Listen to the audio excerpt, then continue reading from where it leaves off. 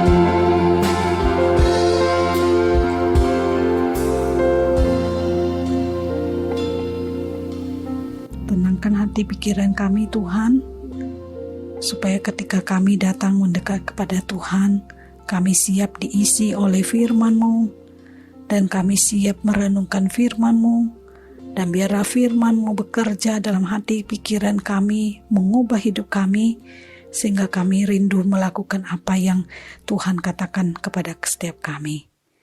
Berkati hamba-Mu yang tidak sempurna, yang akan menyampaikan kebenaran firman-Mu, dan berkati setiap kami yang akan mendengar dan siap menjadi pelaku firman-Mu. Di dalam nama Tuhan Yesus, kami berdoa dan mengucap syukur. Amin. Bapak Ibu Saudara yang dikasihi Tuhan, kita akan sama-sama mendengarkan satu tema, yaitu Back to Basic. Saya ajak, mari kita akan sama-sama melihat dari Efesus pasal 5 ayat 22 sampai 23. Kasih Kristus adalah dasar hidup suami istri. Hai istri, tunduklah kepada suamimu seperti kepada Tuhan, karena suami adalah kepala istri sama seperti Kristus adalah kepala jemaat. Dialah yang menyelamatkan tubuh. Karena itu sebagaimana jemaat tunduk kepada Kristus, demikian jugalah istri kepada suami dalam segala sesuatu. Hai suami, kasihilah istrimu sebagaimana Kristus telah mengasihi jemaat dan telah menyerahkan dirinya baginya untuk menguduskannya sesudah ia menyucikannya dengan memandikannya dengan air dan firman, supaya dengan demikian ia menempatkan jemaat di hadapan dirinya dengan cemerlang tanpa cacat atau kerut atau yang serupa itu, tetapi supaya jemaat kudus dan tidak bercela. Demikian juga suami harus mengasihi istrinya sama seperti tubuhnya sendiri. Siapa yang mengasihi istrinya, mengasihi dirinya sendiri. Sebab tidak pernah orang membenci tubuhnya sendiri, tetapi mengasuhnya dan merawatinya, sama seperti Kristus terhadap jemaat. Karena kita adalah anggota tubuhnya. Sebab itu laki-laki akan meninggalkan anak ayahnya dan ibunya dan bersatu dengan istrinya, sehingga keduanya itu menjadi satu daging. Rahasia ini besar, tetapi yang aku maksudkan ialah hubungan Kristus dan jemaat. Bagaimanapun juga bagi kamu masing-masing berlaku, kasihilah istrimu seperti dirimu sendiri, dan istri hendaklah menghormati suaminya. Saya akan bacakan lagi dari 1 Petrus 3 ayat 1 sampai dengan ayat yang kedua. Demikian juga kamu, hai istri-istri, tunduklah kepada suamimu, supaya jika ada di antara mereka yang tidak taat kepada firman, mereka juga tanpa perkataan dimenangkan oleh kelakuan istrinya. Jika mereka melihat bagaimana murni dan salehnya hidup istri mereka itu. Sampai di situ pembacaan firman Tuhan kita. Bapak Ibu Saudara yang dikasihi Tuhan pasti pernah dengar cerita tentang Cinderella. Cinderella yang hidup menderita di bawah ibu tiri dan kakak tiri, tapi akhirnya mendapatkan suatu anugerah bisa bertemu dengan seorang pangeran. Dan pangeran itu pun singkat cerita melamar Cinderella. Cerita itu diakhiri dengan kalimat, keduanya pun menikah dan hidup bahagia selamanya. Bagaimana kesan saudara kalau mendengar cerita itu? Wah, itu kisah romantik yang diimpikan banyak pasangan. Tapi bagaimana realitanya? Apakah itu akan menjadi kisah nyata atau hanya hoaks karena hanya terdapat di dongeng saja? Benarkah setiap pasangan menikah pasti bisa hidup bahagia selamanya? Mengapa ada begitu banyak pernikahan yang kandas di tengah jalan? Berapa banyak pernikahan yang akhirnya berakhir dengan perceraian, perselingkuhan, atau yang tetap hidup dalam pernikahan tapi hidup dalam penderitaan dan tekanan hidup selamanya? Masih adakah pernikahan atau keluarga yang harmonis? Ataukah kita harus melihat banyak keluarga yang hancur karena terjadi masalah di sana-sini? Dan salah satu faktor terbesarnya adalah karena terjadi disfungsi dari peran suami istri atau orang tua dalam keluarga. Karena itu mari kita back to basic, kembali ke dasar. Dasar apa yang Tuhan berikan supaya suami istri bisa berfungsi dengan benar dalam pernikahan. Saudara, dari Efesus pasal 5 yang tadi kita baca, dari awal ditekankan bahwa hai istri, tunduklah pada istri suamimu. Saudara, kira-kira kenapa Tuhan memberi perintah bahwa istri harus tunduk? Apa karena itu adalah masalah atau kelemahan banyak istri yang tidak mau tunduk? Tapi kalau dipikir-pikir, apa hanya istri yang susah tunduk? Bagaimana dengan suami? Bukankah banyak pria justru lebih keras dan tidak mudah untuk tunduk pada siapapun? Jadi istri diminta tunduk bukan karena itulah kelemahannya, sehingga ia harus belajar tunduk. Tapi sama seperti saudara, dalam suatu organisasi harus ada seorang kepala yang mengatur dan memimpin arah tujuan, begitu juga dalam keluarga. Tuhan memberi mandat pada suami sebagai kepala yang bertanggung jawab memimpin arah tujuan keluarganya. Jadi istri harus tunduk karena suami adalah orang yang ditunjuk langsung oleh Tuhan sebagai kepala istri dan kepala keluarga. Suami adalah kepala keluarga karena Tuhan pun mempercayakan suami harus berlaku sama seperti Kristus yang adalah kepala jemaat. Kristus adalah kepala yang selalu menjaga, merawat jemaat dengan baik. Itu sebabnya suami disejajarkan harus sama seperti Kristus dan diberi tanggung jawab otoritas sebagai kepala yang harus menjaga keluarga dengan baik. Namun bagaimana supaya istri bisa tunduk? Bukankah manusia punya ego masing-masing yang membuat orang susah tunduk? Jawabannya ada di ayat sebelumnya, di ayat 21. Rendahkanlah dirimu seorang kepada yang lain di dalam takut akan Kristus. Tanpa kita mau rendahkan diri, takut akan Tuhan, istri akan sulit untuk tunduk dan suami akan sulit mengasihi. Tapi jika masing-masing kita belajar merendahkan diri, turunkan ego, barulah kita bisa taat melakukan firman Tuhan. Jadi istri harus merendahkan diri lalu tunduk pada suami. Tapi tunduk seperti apa yang harus ditunjukkan?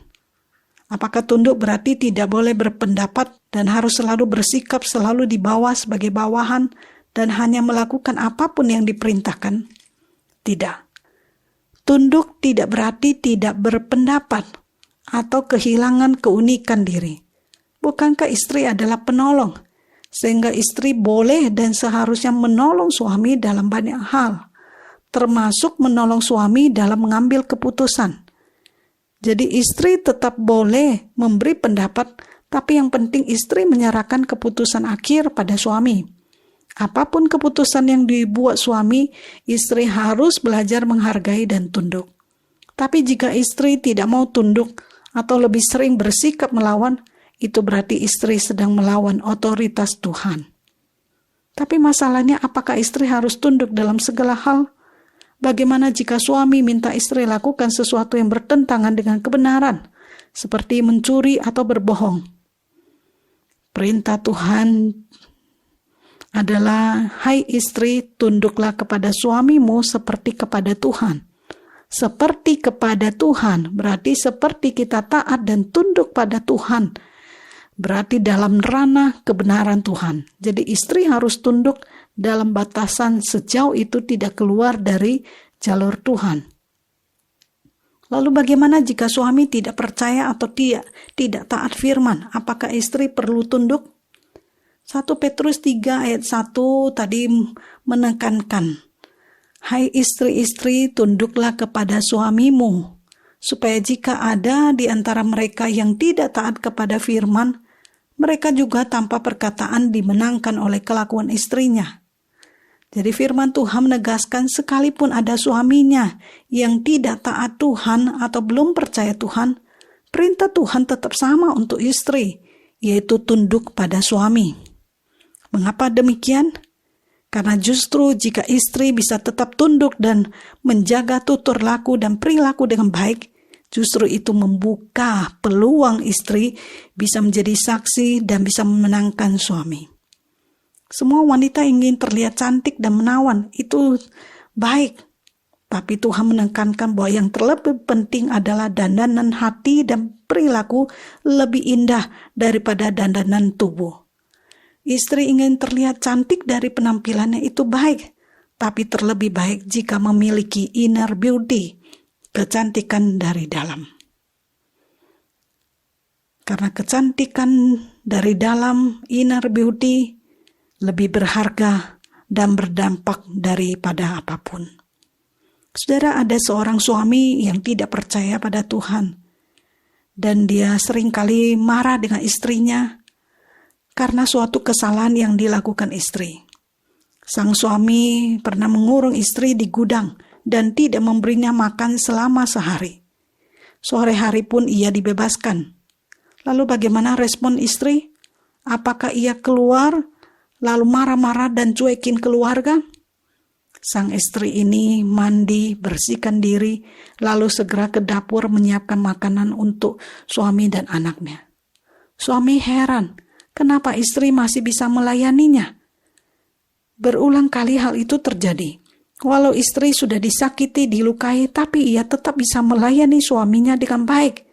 Suami pun terheran-heran apa yang membuat istri bisa demikian. Istri pun berkata bahwa ia tidak pungkiri ia sakit dan terluka. Ia hanya bisa berdoa, tapi ia tahu ia tetap harus tunduk pada suaminya. Kalau ia membalas perbuatan suami, ia sama seperti orang membalas kejahatan dengan kejahatan. Bukankah Tuhan ingin setiap anak-anaknya mengampuni, bahkan mengampuni orang yang melukainya? Karena itu sang istri belajar sabar, tabah, dan mengampuni. Dan bagaimanapun itu adalah suaminya, ia harus tetap menghormati dan tunduk. Jadi ia tetap lakukan apa yang menjadi bagian dan tugasnya. Dan tanpa disadari, itu membuat suaminya tersentuh.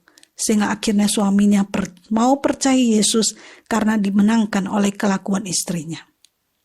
Saudara, beritakan Injil, mengajak suami percaya itu baik, tapi semua akan sia-sia jika istri tidak punya perilaku yang baik. Perbuatan berbicara lebih keras daripada perkataan. Jadi mari para istri, tetaplah kita berdoa, mendoakan suami dan tetaplah tunduk. Karena itu menyatakan bahwa kita menghormati otoritas dari Tuhan. Dan percayalah segala kesalahan istri tidak akan sia-sia. Berikutnya kita lihat bahwa firman Tuhan mengatakan bahwa suami juga harus mengasihi istri. Mengapa? Apakah karena istri lebih butuh kasih dan suami tidak butuh? Atau karena suami lebih lemah dalam mengasihi karena suka lupa untuk mengasihi istri? Saudara, firman Tuhan jelas mengatakan bahwa Tuhan ingin suami menjadi kepala yang mengasihi, kepala yang memimpin tetapi di dalam kasih, sama seperti kepemimpinan Kristus. Lihat bagaimana Kristus memimpin dan melakukan banyak hal kepada jemaatnya demi kasihnya. Saudara, sama seperti kita tahu cerita Nabi Hosea yang diminta untuk mencari seorang pelacur bernama Gomer. Dia menikahinya. Itu hal yang tidak mudah. Setelah sudah diberikan hal yang baik, tapi ternyata istrinya menyeleweng dan pergi melacur kembali lalu dijual. Tapi Hosea kembali menebus dia, membawa dia kembali. Saudara, seperti itulah kasih Tuhan bagi manusia. Bukankah waktu Tuhan memilih kita, kita pun dalam keadaan berdosa? Tapi berapa kali Tuhan harus menolong kita, menyelamatkan kita. Tuhan sudah menebus kita dengan harga mahal, yaitu darahnya sendiri. Saudara, tapi berapa kali kita pun jatuh dalam dosa dan terus mendukai hati Tuhan. Tapi berapa kali pula Tuhan harus mengampuni dan menerima kita kembali. Tidak terhitung. Sama seperti yang dilakukan Yesus, itulah yang harus dilakukan suami sebagai kepala. Suami harus mengasihi istri dengan cara berani menyerahkan dirinya berkorban demi istri. Suami harus menyucikan dan menebus istrinya yang salah. Suami tidak bisa bersikap cuek dan lepas tanggung jawab, seolah-olah jika istri lakukan kesalahan lalu dia cuek tinggalkan dan berkata itu salahmu sendiri. Ingat, waktu Adam dan Hawa jatuh dalam dosa, siapa yang Tuhan panggil dan minta pertanggungjawaban? Adam. Apakah Hawa tidak bersalah? Salah. Tetapi Adamlah yang diminta oleh Tuhan pertanggungjawaban karena dia adalah kepala yang diberi otoritas. Jadi suamilah yang bertanggung jawab atas segala aspek keluarga, bukan saja dalam hal kebutuhan jasmani, tapi juga kebutuhan rohani. Suami ditunjuk juga sebagai imam dalam keluarga. Ia harus siap menebus dan berkorban, seperti Kristus, sampai keluarganya didapati kudus dan tanpa cacat. Selain itu, suami harus mengasihi istri seperti mengasihi tubuhnya sendiri. Sama seperti ia merawat tubuh agar bersih dan sehat, maka suami harus mengasihi dan merawat istrinya layaknya merawat tubuh. Bahkan sama seperti Kristus merawat jemaat yang adalah anggota tubuh Kristus, begitu juga suami harus merawat istri sebagai anggota tubuhnya sendiri. Saudara, karena itu jika suami berlaku kasar dan keras terhadap istri, melukai istri, itu berarti ia sedang berlaku kasar dan melukai tubuhnya sendiri. Sebagaimana Kristus yang selalu menjaga merawat jemaat sebagai anggota tubuhnya, maka haruslah suami pun menjaga istri dan keluarganya, supaya ia akhirnya tidak melukai dirinya sendiri. Karena ketika dia melukai istri, melukai anak-anaknya, itu berarti dia sedang melukai diri sendiri. Karena itu kiranya Tuhan menolong para suami dan istri untuk bisa menjalankan peran dan fungsinya dengan baik. Sehingga benar-benar kita bisa mewujudkan pernikahan yang meneladani Kristus. Biarlah Tuhan menolong memberkati, sehingga istri dan suami bisa melakukan tugas dan fungsi sesuai dengan peran yang Tuhan berikan. Tuhan memberkati kita. Amin.